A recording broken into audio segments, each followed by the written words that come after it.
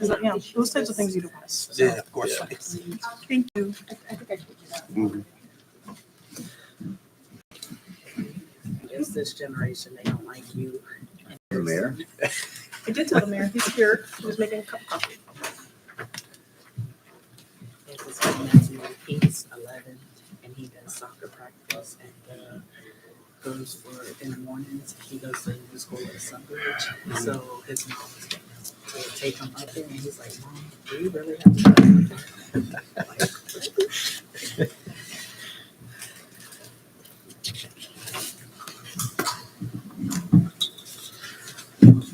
All right. I feel like I'm missing something. Hey, is Scott there in the room yet? He is. Yes, sir, I'm right here.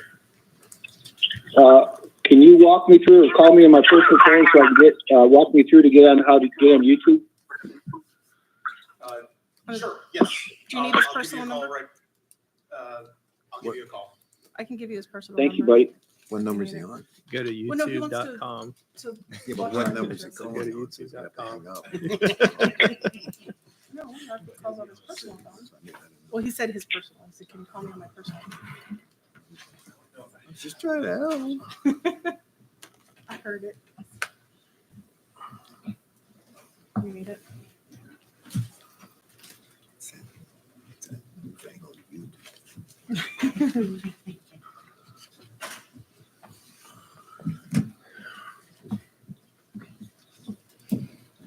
Make sure he mutes his phone. it's your daughter's birthday party. Oh, it was very Yes. nice. Very nice. A Make lot sure, of kids. make sure when you're talking, it's muted. Today's their actual birthday, so we're gonna go to dinner. Yell at him. Pick up your phone, dang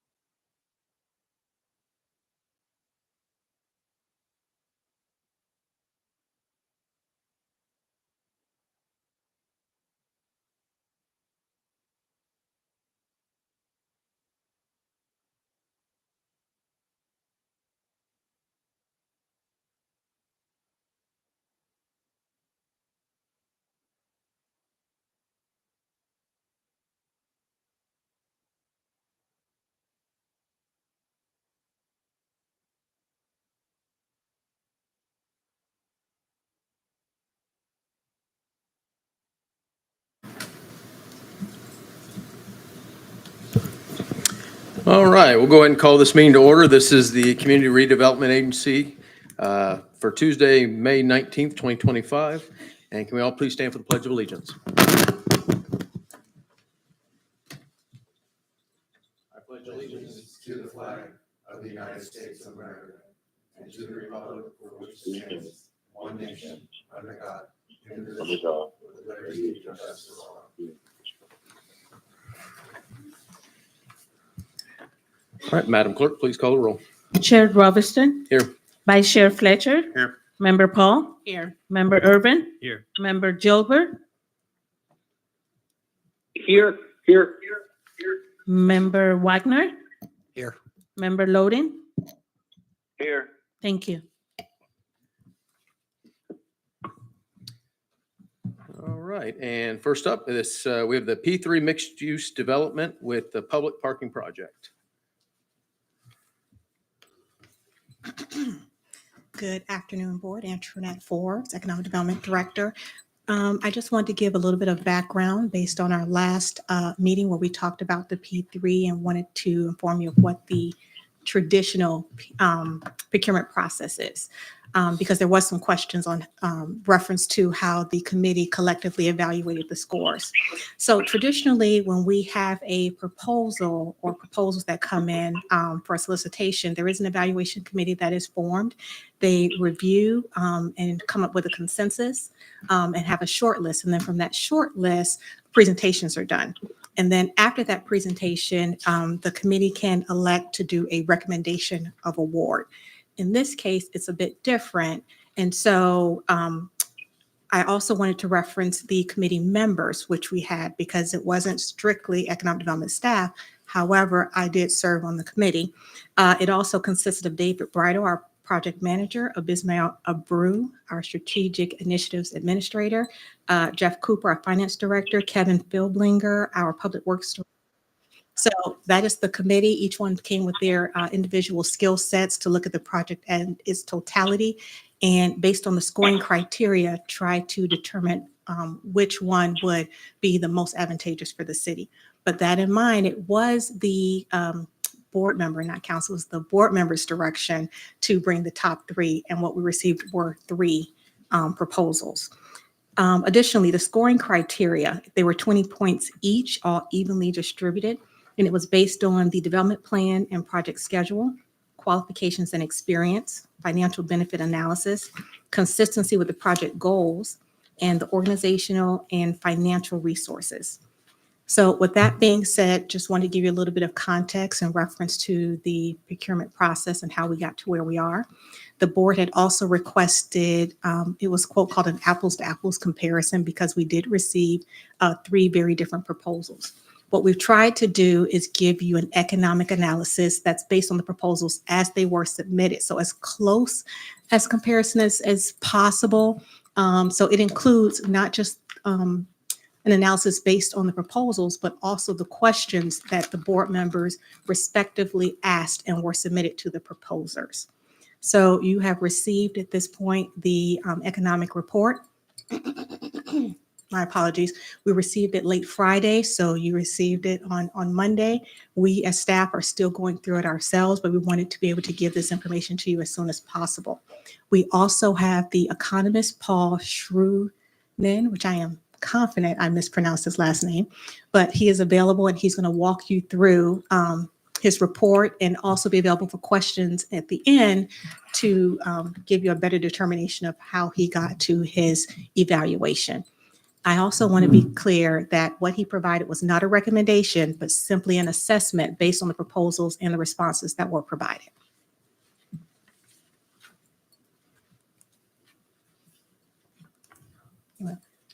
Paul, are you on the line? Yes, I'm here. Can you hear me? Yes, we can hear you. I will be driving the slides, so you tell me when you'd like us to move forward. Okay, great. Yeah, so my name is Paul Shurin with Impact Data Source.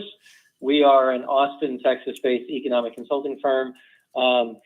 We primarily focus on supporting economic development organizations, evaluate prospective projects. So whether it's a new manufacturer that's coming in or maybe a new mixed-use development, that's the type of analysis that we do to try to understand what's the economic impact of the project and then how does it generate maybe additional revenues for the city, the county, and the school district, or maybe impose additional costs for the city, the county, and the school district, and so on. We are basically a consulting firm, so we do individual reports for clients, but we also have our software called Impact Dashboard, which we provide to economic development organizations across the country. We have a good number of clients in Texas, and within Florida, we have a good number as well, including Osceola County, and we also work with the Orlando Economic Partnership as well. So we can go to the next slide here.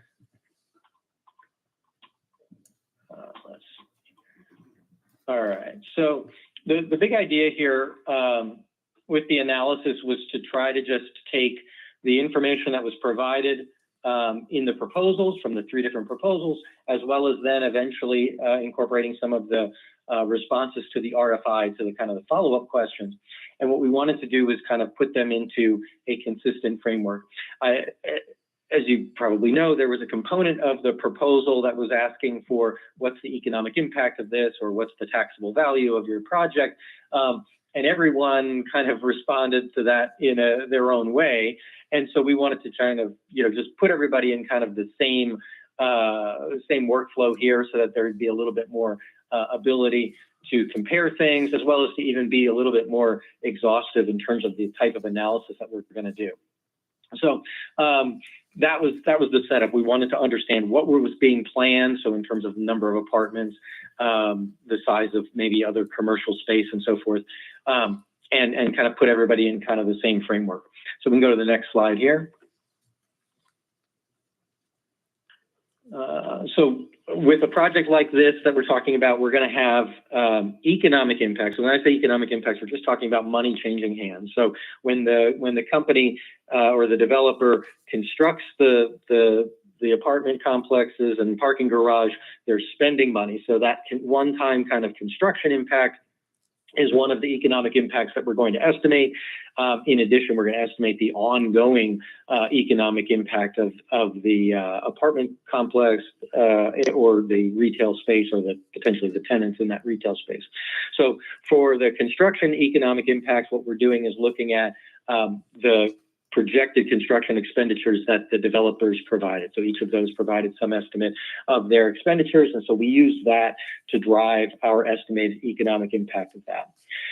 When we think about how, if someone's going to spend $40 million to construct some property, we want to think about how that might end up on the tax rolls. So what value would then come onto the tax rolls? And very often, if you're spending on a big development like that, $40 million, it might not relate to $40 million of taxable property.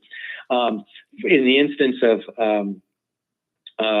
apartment complexes, they're typically assessed kind of on an income assessment calculation.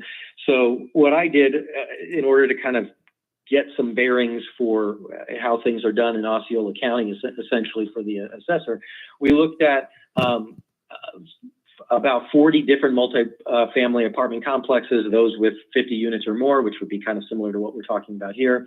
And we looked at what's the average valuation per unit. So just trying to get a sense of what's typical.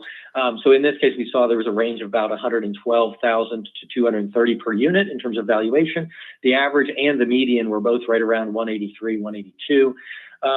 But for our purposes, we ended up using the third quartile value there, just kind of recognizing that, these are brand new, real nice apartment complexes. So we're gonna say 202,000 per unit, and that was used across the board. So I think in one case we had 150 units, in another case we had 168 units. We just kind of said everybody is going to get about $202,000 of taxable value per unit. Then on the commercial space, we did a similar analysis, just looking at retail per square foot.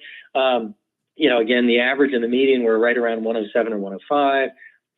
If I had just been blindfolded and told to pick a number, I probably would have picked about $100. And so I went with 107 for this. It's the variation there is not too significant. I will point out, and it'll come up later a little bit, one of the proposers did a similar valuation, so to speak, in terms of how they thought about the taxable value of the project. And we were kind of in line with what the one was using, which I thought was pretty reasonable. So we can go to the next slide here.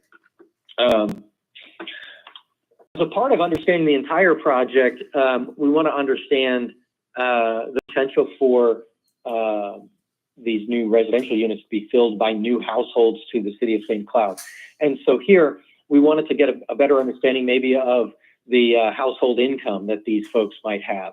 And so we were able to, in most of the instances, we had estimated rental rates And so in order to kind of figure out what would be the typical household income of someone who rents an apartment for $2,000 or whatever it might be, we assumed that the monthly rent represented 30% of their total household income. And so we kind of backed into that to be able to get some, to develop a little bit of a profile of the occupants of these new multifamily units. We also looked at the breakdown of the number of units and kind of the size, so like were they studio apartments, 1 bedroom, 2 bedroom, 3 bedroom, whatever, and we gave a little bit of a profile for how many household residents that might include and how many K-12 students might reasonably be in those units.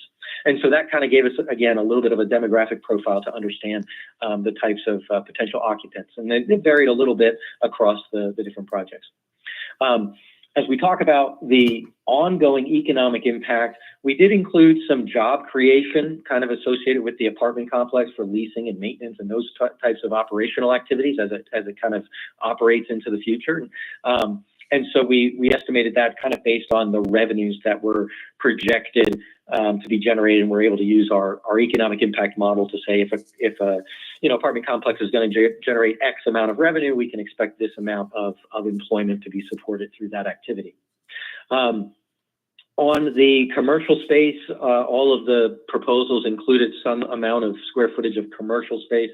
We kind of just made some assumptions there around the sales of tenants in that commercial space, and then how much employment might be supported in there as well. We did include kind of an element of sales per square foot and taxable sales. It doesn't have the largest impact on, just in the way the local tax structure works, but it does have some benefit having local sales tax. So we can jump to the next slide now. So if we think about this, what we're trying to do is we're trying to understand what's the property that's coming onto the tax rolls and the expected property taxes that might be supported. That's property tax is one of the biggest revenue sources for the county. So that's one of our benefits, as we're calling it. We're picking up maybe a little bit on sales taxes or other revenues that the city would generate, including, let's say, impact fees and those sorts of things. And then one of the things that I've included kind of universally across the board for each of the 3 projects was this idea of the benefit of getting the parking garage. So incorporated into the benefits that we're going to see for the city in each case, because each proposal included this, 250 space parking garage, we're including this value of $7.5 million of the value of the parking garage. We could argue, or we could get into it and say, well, let's give them, $5 million. Let's assume that the parking garage is $5 million, or let's assume that it's $10 million, or let's assume that it's 0. We could do that. But for the purposes of this, it kind of just gives everybody that baseline of like, the city's getting a good benefit out of this project, and we're putting a value of $7.5 million on the parking garage. So we can go to the next slide here. And this is just a few notes of kind of each one of the proposals. Atlantic Housing Partners, they had noted about 168 residential units and almost 18,000 square feet of commercial space. They had broken out by, there's some studio apartments, there's some 1 bedroom, 2 bedroom, 3 bedroom. This was the proposal where they had kind of done a similar analysis to what I was describing of trying to come up with a value on a per square foot basis for commercial and a per unit basis for the residential. And fortunately, we kind of ended up in the same spot there. So I continued to use my numbers as I revised things. I continued to use my standard approach, but it was nice to see that we were in line there, and at least they were, we were kind of in alignment there. Their updated response that came in on Friday included some connection fees and a lot more detail on their expected impact fees. And so I've incorporated those items into the latest version of my analysis for Atlantic Housing Partners. We can go to the next slide and talks about Capstack Development. This one was 150 residential units and 30,000 square feet of commercial space, so a little bit more commercial here and just a slightly fewer residential units. They provided also the same type of projections in terms of the number of apartments that would be created by unit size, like 1 bedrooms, 2 bedrooms, and so on. And they also gave us estimates of what the rental rates would be. Just as it shook out here, if we're comparing CapStack to the Atlantic proposal, the average household income was slightly higher. Just again, they were proposing, I think, or they were listing, projecting slightly higher rental rates. So that's kind of how that was connected. This was one where I think they just kind of, as far as the property value, in the RFI was asking, you know, what's the projected taxable value? The short answer for that question, anyway, is it's going to be really, really difficult to know that number right now. But so it was. I don't want to make this too big of a point here that I'm saying it's an unreasonable property value, but I just didn't think it was that case where if you spend X, it's going to be on the tax rolls for X. We know that that's not the case. That's not how it's going to be assessed. So we just want to kind of benchmark it a little bit to existing properties to get a better sense of it. So that's the footnote there is just that they didn't have a method that we thought was in the ballpark, so we're just going to use ours. They had mentioned they had given a number for impact fees. It was a little bit different than what we had come up with as we tried to estimate this based on, well, this many units, you know, and this is the fee for Parks and Rec or whatever it is. So we had gone through that and come up with basically a pretty significantly different number. We didn't have enough detail they just basically said the line, they didn't show their work. So it doesn't really, they're basically asking for the impact fees to be waived anyway. So I ended up, I believe I was still using my estimate because I felt reasonably, based on everything I knew, I felt reasonably comfortable with my number. So there could be something to drill down more on impact fees if there's a misunderstanding one way or the other in terms of how I estimated. But I think they said 4.7 million in impact fees. I came up with 3.2 based on the aspects of their project. But again, because it was part of the incentive they were requesting, I just kind of, to keep everything internally consistent, I used my numbers. We can go to the next one. This was the G3 development.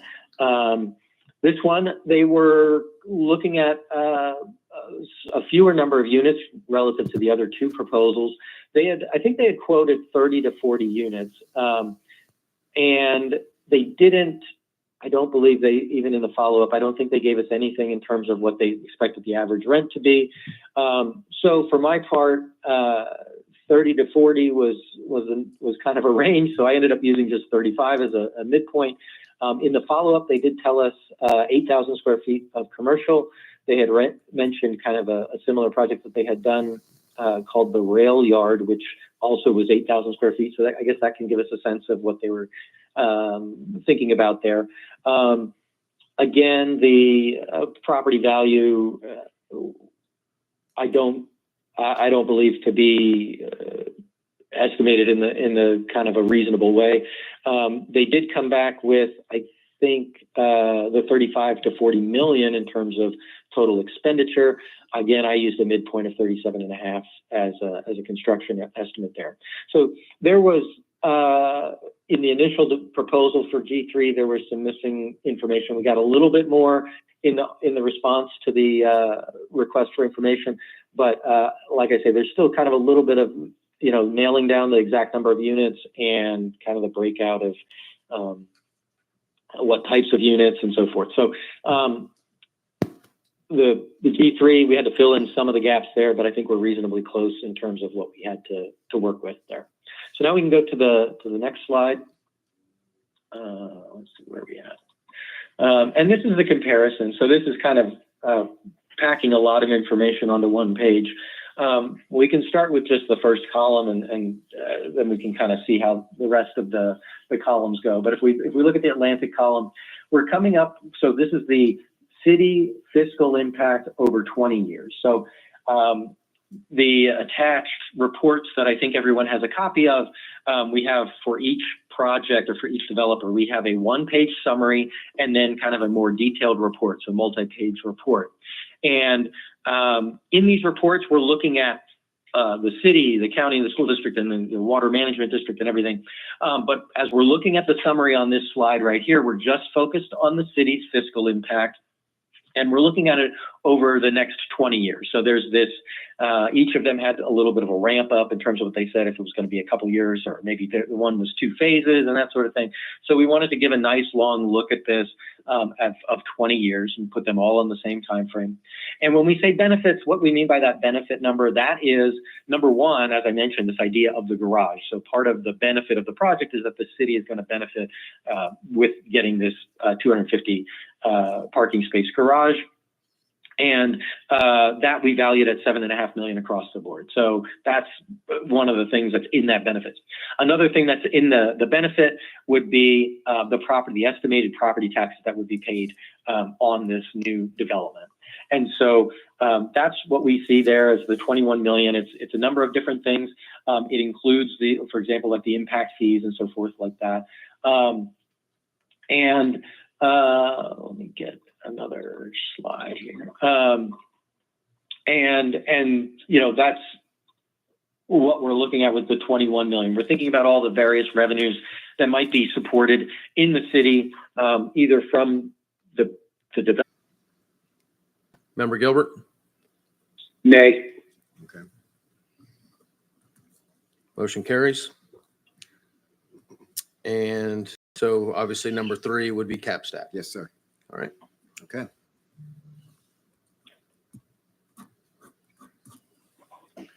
We have direction, and staff will work from this point forward, and quick as we can get with Atlantic and work forward on an agreement. Okay. Thank you. Thank you, Internet. Thank you for your team. Thank you, Leslie. Thank you, your everyone. team.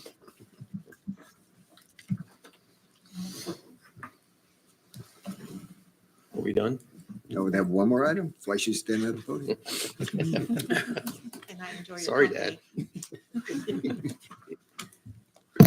So the next item is the CRA extension analysis. As you know, we've been working with the county to get our extension, and they provided comments in multiple formats, both through the city county joint meeting, through individual conversations with staff, and city managers' conversations with one of the county commissioners. So collectively, I just wanted to give you an update of where we are and show you how we're moving forward. So collectively, the comments were there needed to be clarification on the miscellaneous expenses. There's about 340,000 that they'd like to be broken down. And just so you know, that is staff and operational costs. They also wanted emphasis on the return on investment and what our redevelopment activities are going to be.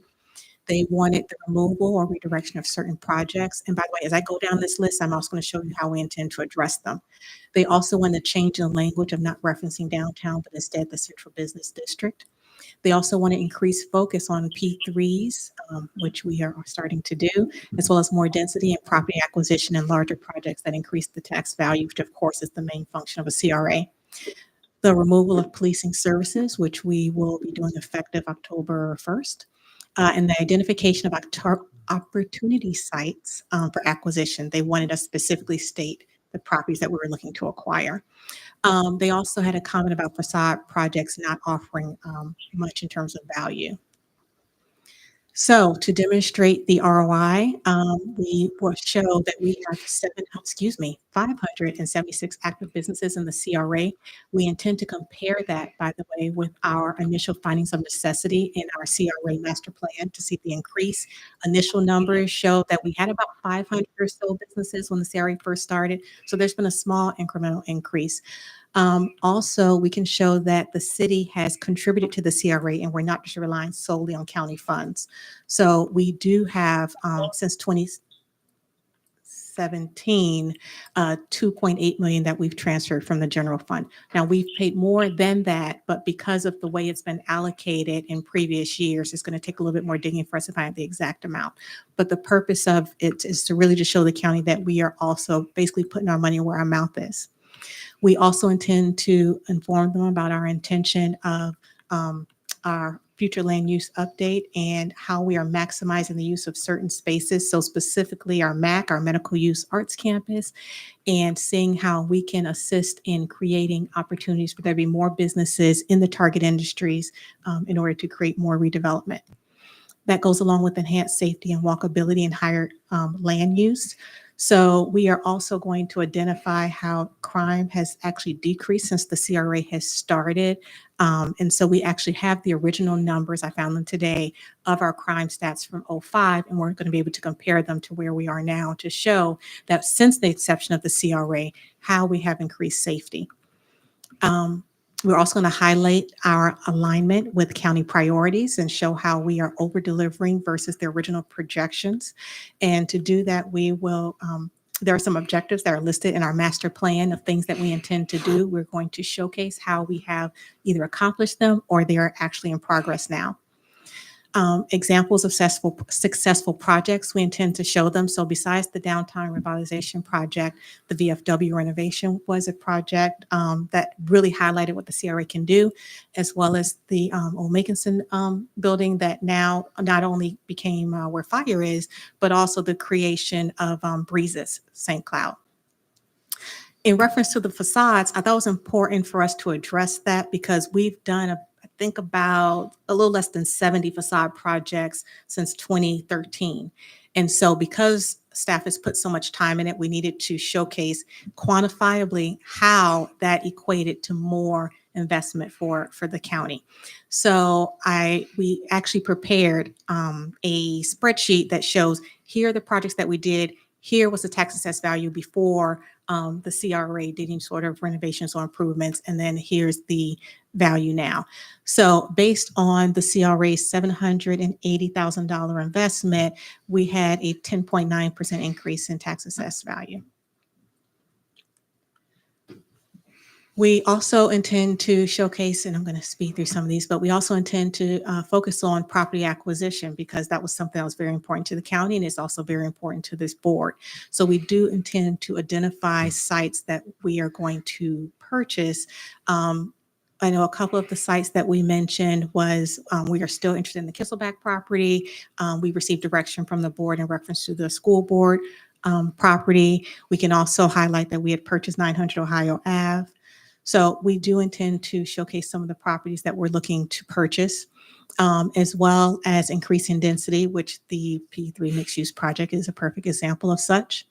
We also intend to showcase some of our target infrastructure investments. So as you know, the CRA is paying for the master plan for the medical arts campus. And our intention after the master plan is completed is to identify projects that will hopefully serve as investment opportunities to bring on new development. If the CRA is the one that actually does the complete streets or does some of the storms water improvements, that will help reduce some of the developer costs and therefore recruit new development to come in.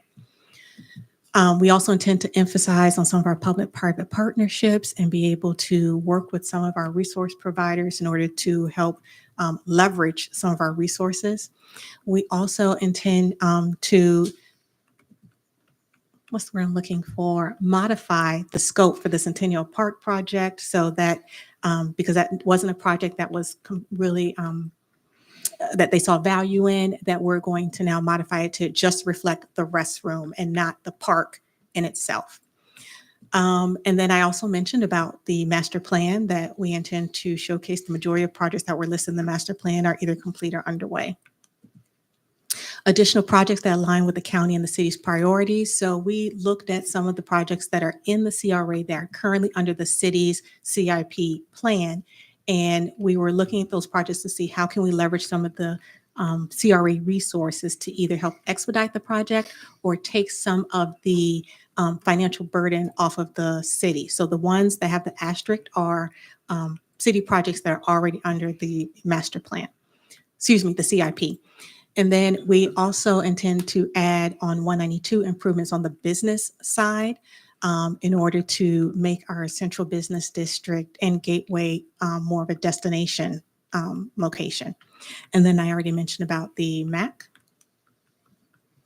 And so the plan, as I stated, is to show that by doing the extension, we offer an increased long-term revenue for the county, how we are intending to do targeted reinvestment, that the county's upfront costs will yield exponential value, how CRAs are a tool for reinvestment. We're going to clarify our focus, which is on economic development, infrastructure, and urban design. We also intend to add some appendices to the to the request that actually showcases data of what we've been talking about in terms of the work that we've been able to accomplish to date. And then we intend to submit all of this to the county within the next 10 days.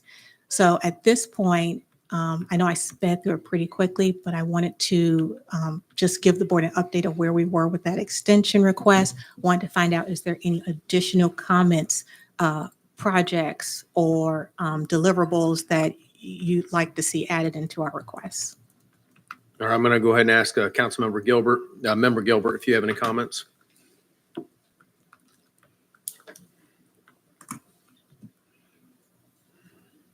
Member Gilbert? Oh, I'm sorry, Mayor. I do not have any comments at this time. Thank you for asking, but I do have one statement.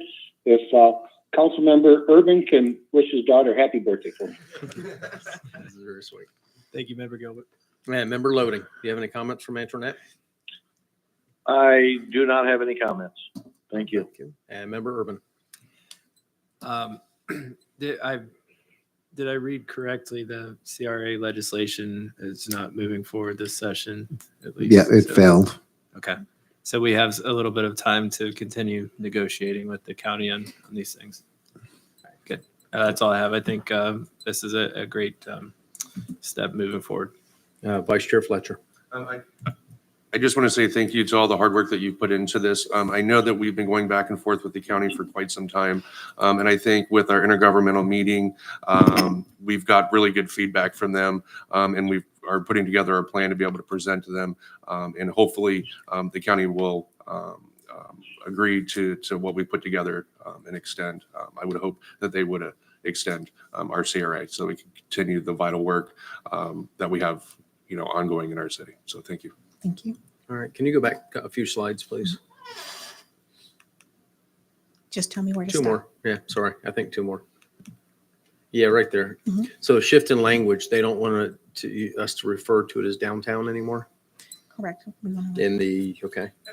Thank you. When I met with Commissioner Grebe, it wasn't that she didn't want us to. She felt that it was confusing. Where the central business district is actually a larger area than our downtown, and she felt that would paint the picture a little clearer.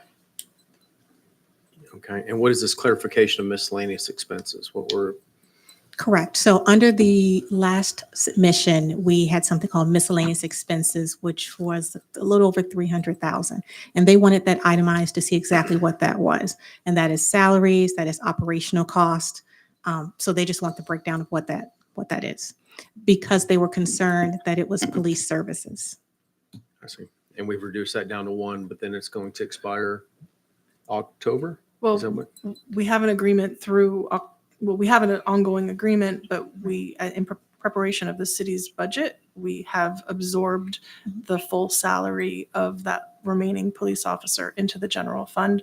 Assuming that is approved by the city council during the budget process, then it would be out of the CRA. But I think we would have to bring back that agreement to cancel it. That's correct. So you'll see that again.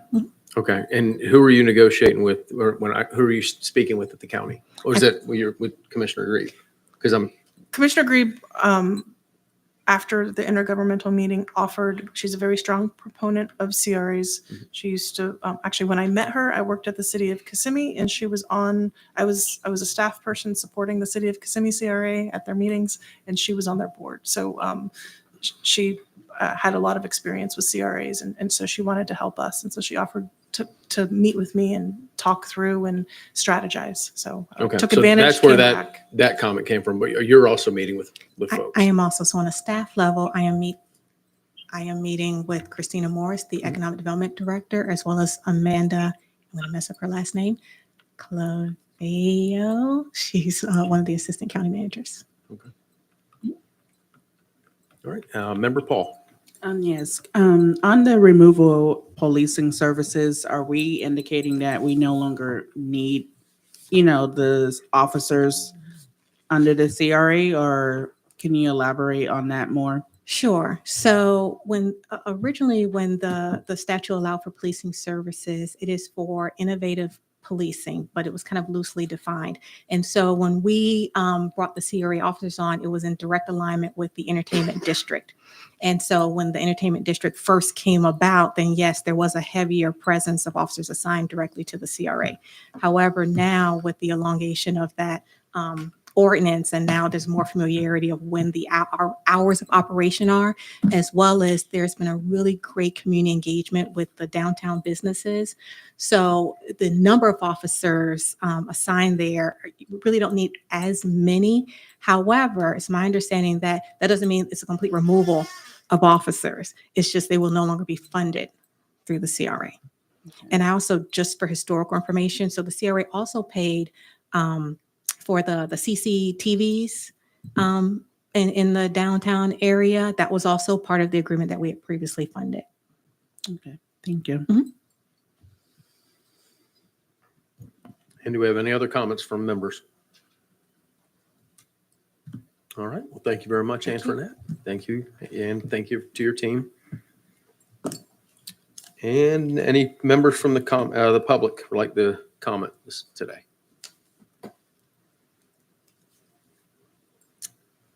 And any council member comments on anything else? Yes, Vice Chair Fletcher. I just had one thing. I just want to say thank you to the board and staff. Being able to get the P3 project into negotiations has been something that we've been working on a very long time, and I'm just really excited about that. So thank you to the board for supporting that and moving it along. So that's all my comments. All right, and City Manager. Thank you. I just wanted to address, because the next thing you were going to do is read the information item of a June meeting. But because we've been working so hard on this P3 and we had this meeting, Ms. Forbes went ahead and put the only item that would have been on the June meeting at the end of today's meeting, and we had time to get to it. So we do not have a next CRA meeting? We do June not, unless the board has something that you would like to convene and discuss. 5th. And Member Wagner. How soon till we see Atlantic back in here? I mean, would it be June or July? I think last time we spoke, they said they could jump on it pretty fast. I think it would be difficult to have it back by the June 5th meeting. July is realistic, but I don't think June is. So we would schedule a special meeting as soon as we're at that point. All right. With no one else having any comments, this meeting is adjourned.